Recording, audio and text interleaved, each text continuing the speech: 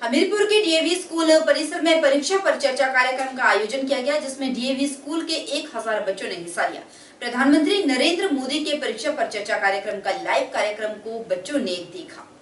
परीक्षा पर चर्चा कार्यक्रम के तहत हमीरपुर के डीएवी स्कूल में राज्यसभा सांसद सिकंदर कुमार ने शिरकत की। उन्होंने कहा कि आज पूरे देश भर में परीक्षा पर चर्चा कार्यक्रम किए जा रहे हैं, जिसमें बच्चों को फायदा मिल रहा है।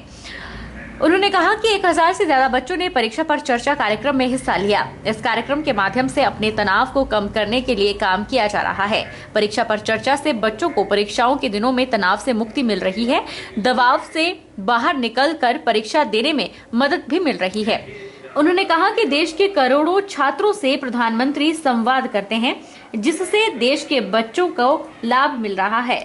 जी, मैं आपके माध्यम से जो आज पूरे देश में परीक्षा पे चर्चा कार्यक्रम वो बहुत फेमस है, पूरे देश में ये कार्यक्रम हो रहे हैं और हिमाचल प्रदेश में भी पूरे प्रदेश में हर एक मंडल पर 3-4 कार्यक्रम ये हो रहे हैं। और मैं इस कार्यक्रम के निमित्त आज DAV senior secondary school Hamirpur आया हूं और आप देख ही रहे हैं कि लगभग 1000 से ज़्यादा बच्चा जो इसमें पार्टिसिपेट कर रहा है। जिस तरह से माननीय प्रधानमंत्री जी ने बच्चे एग्ज़ाम के दिनों में अपना स्ट्रेस कैसे कम कर सकते हैं जो बता रहे हैं, उससे मुझे लग रहा है कि बच्चों का जो मैं फेस रीड कर रहा हूं कि काफ़ी वो उससे प्रभावित हो रहे हैं। इसी तरह मन की बात जो माननीय प्रधानमंत्री जी ने शुरुआत की है 29 तारीख को, वो भी होने जा रही है। उसके माध्यम से भी मैंने देखा है और अनुभव किया है कि प्रदेश के और देश के कोने कोने से जो छिपी हुई प्रतिभाएं हैं, इस मन की बात के माध्यम से प्रधानमंत्री पूरे देश के सामने जो है उसको लाते हैं। Talking about the stress, the management, time management, and the great questions are asked from the students too. So dealing with these all kind of issues, and I have really learned from many of the questions and the mindset of Modi ji. So thank you Modi ji. मैं प्रधानमंत्री जी की बहुत शुक्रगुजार हूँ कि उनकी वजह से हमें इतना ज्ञान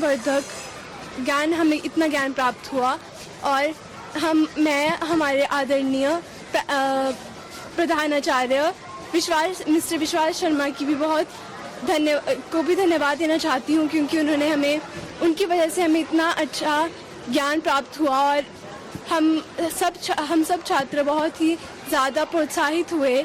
धन्यवाद। हिमाचल प्रदेश का ऊना जिला अवैध खनन के लिए पंजाब और अन्य राज्यों में काफी माना जाता है। ऊना की स्वां नदी में सबसे ज्यादा अवैध माइनिंग के मामले जिला प्रशासन द्वारा पकड़े जा रहे हैं। ऊना पुलिस द्वारा बॉर्डर एरिया में रेत के लगी डंपों पर दबिश देकर बड़ी कार्रवाई को अंजाम दिया गया। ऊना के एसपी अरजित सिंह ठाकुर, माइनिंग विभाग और रेवेन्यू विभाग की टीमों ने इकट्ठे होकर स्वां नदी के बॉर्डर एरिया संतोषगढ़, टहलीवाल और बाथड़ी में लगे रेत के अवैध डंपों पर कार्रवाई की। एसपी ने बताया कि पुलिस द्वारा पिछले 2 साल में 18 एफआईआर अवैध माइनिंग के खिलाफ दर्ज की है, जिनमें 5 एफआईआर इस साल के जनवरी महीने में ही दर्ज हुई है। इस दौरान पुलिस ने 50 गाड़ियों को बाउंड किया है, जिनमें पोकलैंड, जेसीबी मशीन, टिपर भी शामिल हैं। एसपी ऊना की माने तो ऊना जिला का बॉर्डर एरिया पंजाब के साथ सटा है। माफिया के तार पंजाब से भी जुड़े हो सकते हैं, क्योंकि पंजाब में सबसे ज्यादा रेत की डिमांड है, इसलिए यह जांच का विषय है। उन्होंने कहा कि रेत का कारोबार ट्रैक्टर के माध्यम से ज्यादा किया जा रहा है। स्वां नदी से रेत को ट्रैक्टर के माध्यम से डंपर तक पहुंचाया जाता है, जहां से रेत को बड़े बड़े ट्रकों में भरकर आगे सप्लाई की जा रही है। उन्होंने रेत के लगाए गए अवैध डंपों को माइनिंग विभाग के सुपुर्द किए जाने की बात कही है और अवैध माइनिंग के खिलाफ कार्रवाई जारी रखने का दावा भी किया है। जो माइनिंग डंप वगैरह रखे गए हैं, आपने सही ऑब्जर्व किया कि माइनिंग डंप्स वगैरह भी मौजूद हैं, तो उनको हम विभाग के सपोर्ट करते हैं ताकि वो उसके ऊपर फर्दर जो सरकार को रॉयल्टी के हिसाब से या सरकारी प्रोसीजर के हिसाब से जो उसका फर्दर कार्रवाई होगी वो माइनिंग डिपार्टमेंट करता है। अगर इसके दौरान भी कोई इस तरह की एक्टिविटी हुई तो फिर उनके ऊपर भी रजिस्टर की। सर, स्वां नदी में लगभग 2 माइनिंग लीज चल रही है इस एरिया में, तो क्या आप सिफारिश करेंगे, क्योंकि उनकी बगैर तो ये चलती नहीं है, तो आपका सिफारिश करेंगे इनकी कि इनको क्यों ना रद्द किया जाए? देखिए, टोटल 92 माइनिंग लीजेज जो है पूरे स्वां एरिया में है, जिसमें से 56 जो है अभी एक्टिव है। इन सभी को मापदंड जो है वो माइनिंग डिपार्टमेंट द्वारा, इंडस्ट्रीज डिपार्टमेंट द्वारा निर्धारित किए गए हैं। और अगर ये फिर भी जो निर्धारित चयनित लैंड है उसके बाहर किसी तरह की एक्टिविटी करते हैं तो इनके ऊपर FIR बनती है और माइनिंग डिपार्टमेंट को साथ में लेके हम ऐसी जगहों को आइडेंटिफाई कर रहे हैं। अगर किसी भी तरह का कोई अवैध काम करता हुआ वहाँ पाया गया, हमको या जो भी कॉम्पिटेंट, इसमें जैसे टोटल 32 डिपार्टमेंट्स और ऑफिसर जो है माइनिंग एक्ट के अंदर जो है कार्रवाई कर सकते हैं। तो उनमें से अगर किसी भी तरह की कोई भी कंप्लेंट, चाहे वो फ्लड प्रोटेक्शन डिपार्टमेंट की तरफ से आए, रेवेन्यू डिपार्टमेंट की तरफ से आए, PWD की तरफ से आए, या प्राइवेट लोग जिनकी खुद की जमीनों में से ये। रुक कर लेते हैं सोलन का, जहां पर शहर में जल्द पाइपों से पानी की लीकेज को रोकने के लिए नई लाइन बिछाई जाएगी। निगम सोलन ने इस प्रस्ताव को मासिक बैठक में रखा और DPR को सरकार की मंजूरी के लिए भेजा। नगर निगम ने पाइपों से बहते हुए पानी के बचाव को लेकर यह निर्णय लिया। इन दिनों सोलन शहर में पेयजल किल्लत बढ़ती जा रही है। अभी भी शहरवासियों को तीसरे से चौथे दिन पानी मिल रहा है। ऐसे में पेयजल संकट गहराता देख निगम ने अब पाइपों को ठीक करने का जिम्मा उठाया है। नगर निगम के पेयजल टैंकों और पाइपों से रोजाना हजारों लीटर पानी व्यर्थ में बहने का मुद्दा पहले भी उठता रहा है। इसके बाद नगर निगम ने अब इस मुद्दे पर संज्ञान लेते हुए पाइपों को बदलने पर विचार किया है। नगर निगम सोलन की मेयर पूनम ग्रोवर ने कहा कि सोलन शहर में बहुत पुरानी पाइप लाइनें हैं। ऐसे में कई बार पाइप फटने या फिर पानी घरों तक न आने के मामले सामने आते हैं। उन्होंने बताया कि जहां जहां पर इस तरह की शिकायत सामने आती है, इसे ठीक किया जाता है। DPR तैयार करके शहर में नई पाइपलाइन बिछाने का कार्य शुरू किया जाएगा ताकि पानी व्यर्थ न बहे। इसमें जो है हमारे जो जहां हमारी नॉलेज में आता है या कहीं से कंप्लेंट आती है कि वहां लीकेज हो रही है, तो तुरंत हमारे जो यहाँ से स्टाफ के सुपरवाइजर वगैरह हैं वो जाते हैं, उस लीकेज को तुरंत ठीक कर देते हैं। इसकी पूरे शहर में जो जब से शहर बना है तब से पुरानी पाइपें हैं। कोई पाइपें इतनी गहरी हैं कि हमें फॉल्ट का ही नहीं पता चलता है। जब लोगों के घरों में पानी नहीं जाता है तब खुदाई की जाती है इतनी गहराई पे, तब पता चलता है कि यहाँ से लाइन लीकेज है। तो उस पर्पज़ को देखते हुए हमने हाउस में समक्ष रखा है। हमारा स्टैंडिंग में भी डिस्कस हुआ था कि एक DPR पूरे शहर की बनाई जाए, उसको अप्रूव करके नई लाइनें बिछाई जाए ताकि शहर में ये लीकेज का सिस्टम जो है ये खत्म हो जाए। उधर घुमारवी थाना के तहत आने वाली कपाहड़ा पंचायत के गुन्नाड़ू गांव में ट्रैक्टर पलटने से ट्रैक्टर चालक की मौत हो गई। हादसा उस समय हुआ जब ट्रैक्टर चालक ट्रैक्टर से सामान उतार रहा था। एकाएक ट्रैक्टर फिसलता हुआ करीब 50 फीट गहरी खाई में जा गिरा। घुमारवी थाना के तहत आने वाली कपाहड़ा पंचायत के गुरनाड़ू गांव में ट्रैक्टर पलटने से ट्रैक्टर चालक की मौत हो गई। मृतक की पहचान राकेश कुमार उम्र करीब 45 साल के तौर पर हुई है। हादसे की सूचना मिलते ही स्थानीय लोग मौके पर पहुंचे। लोगों ने मौके पर इकट्ठे होकर चालक को खाई से बाहर निकाला और उसे बरठी अस्पताल ले जाया गया, लेकिन चालक को चोटें गंभीर होने के कारण उसने दम तोड़ दिया। हादसे की सूचना पुलिस को दी गई। घुमारवी पुलिस ने मौके पर पहुंचकर जांच शुरू कर दी है। मृतक चालक बेहद गरीब परिवार से संबंध रखता था। चालक अपने पीछे पत्नी सहित 6 बेटियों और 1 बेटे को छोड़ गया है। स्थानीय लोगों ने प्रशासन और सरकार से परिवार को उचित सहायता देने की मांग की है। चंबा जिला में नशा माफियाओं के खिलाफ चंबा पुलिस सख्त कार्रवाई कर रही है। चंबा पुलिस ने वर्ष 2022 में 89 मामलों में 43 किलो चरस पकड़ी है, जबकि 123 लोग गिरफ्तार हुए। इसके अलावा सिंथेटिक ड्रग के भी कई मामले पकड़े हुए हैं। चंबा पुलिस नशा माफियों के खिलाफ समय समय पर कार्यवाही कर रही है। वर्ष 2023 में पुलिस ने अभी तक 11 मामलों में 13 लोग गिरफ्तार किए हैं। इसके अलावा 3.5 किलो चरस बरामद की है। सिंथेटिक ड्रग में कई कैप्सूल और चिट्टा बरामद हुआ है। चंबा के अतिरिक्त पुलिस अधीक्षक विनोद धीमान ने बताया कि पुलिस लगातार नशा माफियों के खिलाफ कार्यवाही अमल में ला रही है और वर्ष 2022 में 89 मामलों में 123 लोगों को गिरफ्तार किया। 43 किलो चरस बरामद की है। वर्ष 2023 में जनवरी महीने में 11 मामलों में 13 लोग पकड़े हैं, जबकि 3.5 किलो चरस पकड़ी है। इसके अलावा सिंथेटिक ड्रग मामलों में पुलिस ने चिट्टा और कैप्सूल पकड़े हैं। द्वारा मादक द्रव्य पदार्थों की तस्करी रोकने के लिए जो NDPS एक्ट के अंतर्गत अलग अलग थानों में कार्रवाई की जा रही है, जिसके अंतर्गत जिला पुलिस चंबा ने पिछले साल 2022 में तकरीबन 89 केसेस 99 केसेस जो दिए हैं, जिसमें 121 लोग जो वो गिरफ्तार किए गए हैं अलग अलग मुकदमों में।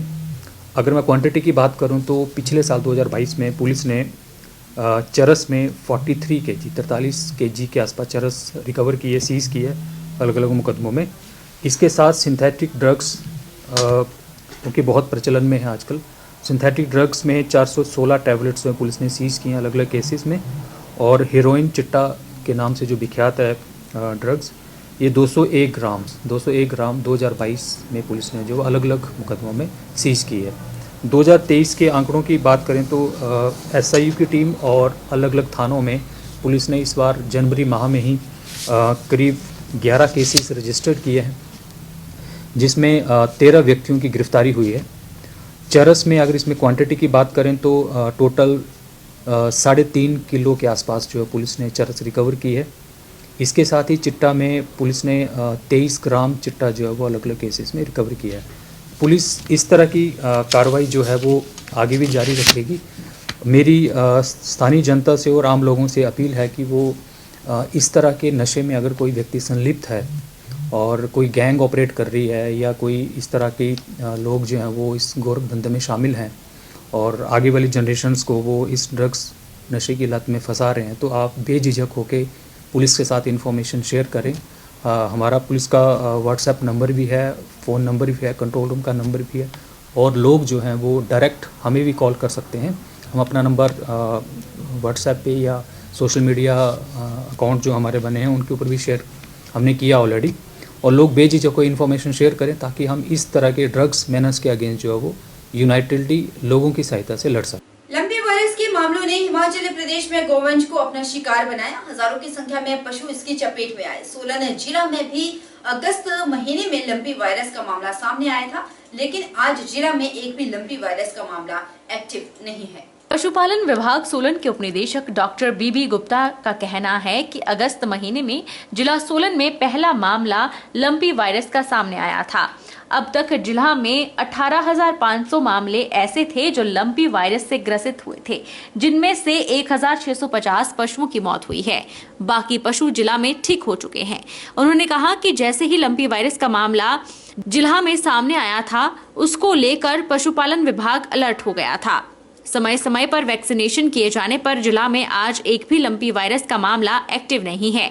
उन्होंने कहा कि एक सप्ताह से सोलन में कोई भी लंपी वायरस का मामला नहीं है।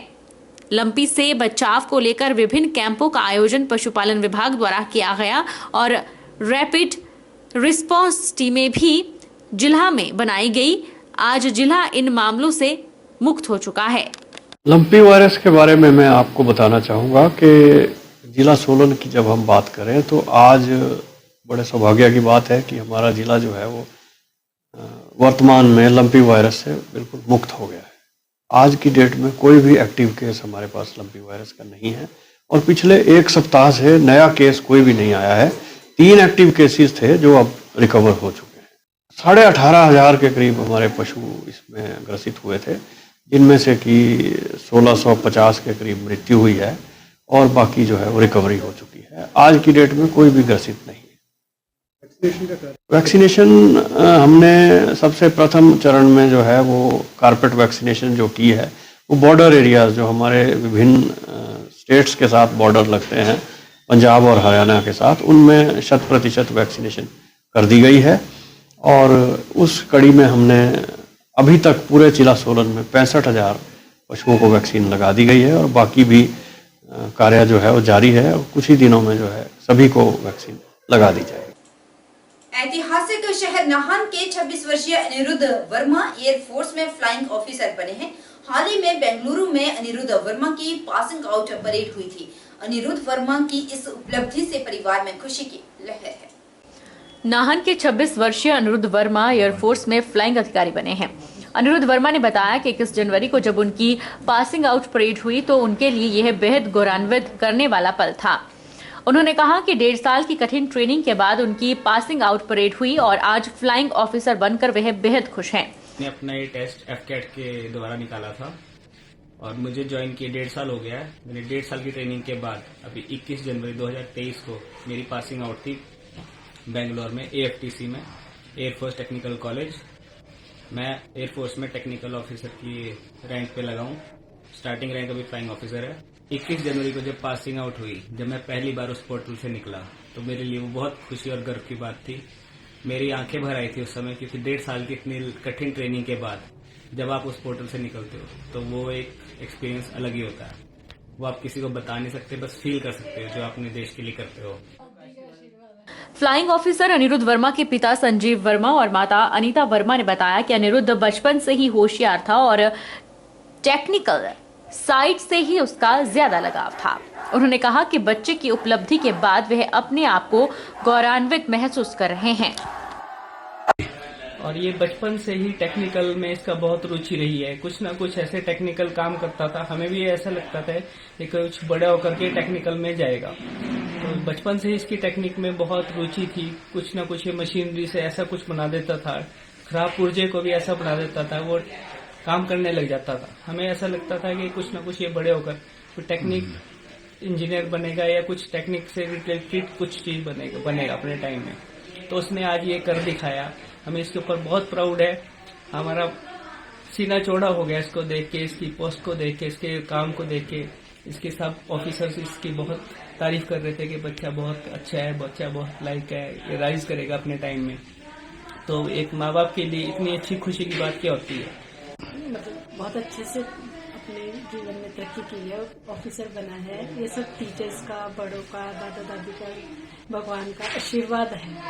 मतलब हमें लगा ही नहीं, इतनी मेहनत फील ही नहीं हुई, जैसे एक वरदान के रूप में लगा, जैसे ये सब कुछ मिल गया। बहुत कम मेहनत में बहुत ज्यादा प्राप्ति लग रही है और बहुत अच्छा लगा, बहुत खुशी फील हो रही है, जैसे भगवान की तरफ से दिया गया एक वरदान लग रहा है ये मुझे। उधर किन्नौर जिला के पोहखंड के तहत खाप समीप NH5 पर पहाड़ों से बड़े बड़े चट्टान सड़क पर आ गिरे, जिसके चलते NH5 पूरी तरह से अवरुद्ध हुआ और वाहनों की आवाजाही ठप हो गई। किन्नौर जिला के पोहखंड के तहत खाप के पास NH5 पर पहाड़ों से बड़ी बड़ी चट्टानें सड़क पर आ गिरी हैं। चट्टानें सुबह करीब 8:30 बजे गिरी। इन दिनों खाप के पास NH5 के चौड़ीकरण का कार्य चला हुआ है, जिसके चलते पहाड़ कच्चे हुए हैं और अब लगातार इस क्षेत्र में पहाड़ों से चट्टानों के गिरने का सिलसिला शुरू हो गया है। वहीं चट्टानें गिरने से मार्ग पूरी तरह से बंद है। मार्ग को बहाल करने के लिए BRO की टीम कार्य करेगी, जिसके बाद सड़क को आवाजाही के लिए बहाल किया जाएगा। वक्त छोटे से ब्रेक के उस पार जल्द लौटेंगे।